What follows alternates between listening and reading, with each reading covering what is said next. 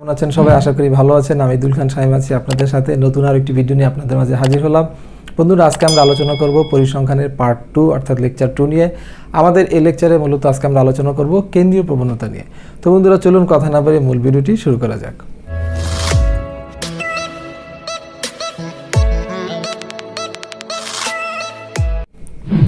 বন্ধুরা, আপনারা দেখতে পাচ্ছেন যে আমরা কেন্দ্রীয় প্রবণতার সংজ্ঞাটি লিখে রেখেছি। আসলে আপনাকে যদি বলে এক কথায় যে কেন্দ্রীয় প্রবণতা কি, তাহলে আপনি যদি এক কথায় বলে কেন্দ্রীয় প্রবণতা কি, তাহলে আপনি বলবেন যে গণসংখ্যা নিবেশনের যে সারণী আছে এই সারণীর কেন্দ্র বরাবর অর্থাৎ মাঝ বরাবর গণসংখ্যার মান সর্বোচ্চ হয়। ঠিক আছে, এটাই হলো কেন্দ্রীয় প্রবণতা, অর্থাৎ কেন্দ্র বরাবর, কেন্দ্র বলতে মাঝ বরাবর মানটা কি বেশি হয়। কার মান? গণসংখ্যার মান, এক কথা যদি বলে। আর যদি বলে আপনার কেন্দ্রীয় প্রবণতা বলতে কি বোঝায়, তাহলে আপনারা এই সংজ্ঞাটা ইউজ করতে পারেন। বন্ধুরা, আপনার সংজ্ঞাটা লিখে রেখেছি যে উপাত্ত সমূহকে গণসংখ্যা নিবেশনে সারণীবদ্ধ করলে, ঠিক আছে, নিবেশনের মাঝামাঝি একটি, মাঝামাঝি বলতে কেন্দ্র, হ্যাঁ, মাঝামাঝি একটি শ্রেণীর গণসংখ্যা খুবই বেশি হয়।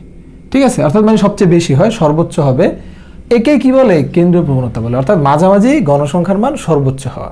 ঠিক আছে, এখন আপনারা বন্ধুরা, আমরা তো এটা সংজ্ঞা বুঝিয়েছি, এখন আপনাদেরকে চিত্রের সাহায্যে এই কেন্দ্রীয় প্রবণতা বোঝাবো।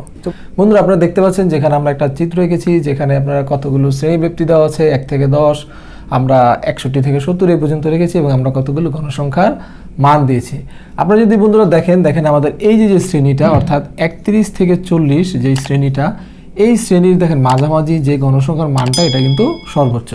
এখানে আপনার আছে 2, এখানে আছে 5, এখানে 11, এখানে 20, এখানে 4, এখানে 7, এখানে 3, কিন্তু এই মাঝ বরাবর এই শ্রেণীতে কি গণসংখ্যার মানটা সর্বোচ্চ। তাহলে এখানে কি এটাই হলো কি কেন্দ্রীয় প্রবণতা। এই কেন্দ্রীয় প্রবণতা আপনি 3 ভাবে পরিমাপ করতে পারবেন।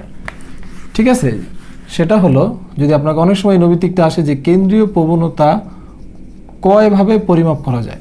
এই কেন্দ্রীয় প্রবণতা পরিমাপ করা যায় 3 ভাবে। কি ভাবে? গড়, মধ্যক এবং প্রচুরক। এটা কিন্তু অনেক গুরুত্বপূর্ণ একটা নৈবিত্তিক, যে অনেক সময় বলে যে কেন্দ্রীয় প্রবণতা কয়ভাবে পরিমাপ করা যায়। উত্তর হলো কি 3 ভাবে। ঠিক আছে, আর যদি বলে কি? গড়, মধ্যক এবং প্রচুরক। তো বন্ধুরা, এই ছিল আমাদের আজকের পার্ট 2 অর্থাৎ পরিসংখ্যানের লেকচার 2 বা পার্ট 2 এর যেই বিষয়বস্তু। তো আশা করি বন্ধুরা আপনারা বুঝতে পেরেছেন কেন্দ্রীয় প্রবণতা কি এবং কেন্দ্রীয় প্রবণতা বলতে কি বুঝো এবং কেন্দ্রীয় প্রবণতা কয়ভাবে বের করা যায়। তো বন্ধুরা, যদি ভিডিওটি ভালো লাগে অবশ্যই আমাদের ভিডিওটি লাইক দিতে পারেন। আর যারা ইতিমধ্যে চ্যানেলটি সাবস্ক্রাইব করেননি অবশ্যই চ্যানেলটি সাবস্ক্রাইব করে রাখবেন। আর যারা করে রেখেছেন তাদের প্রতি রইল হাজার শুকরিয়া। সুস্থ থাকবেন, ভালো থাকবেন, আল্লাহ হাফেজ।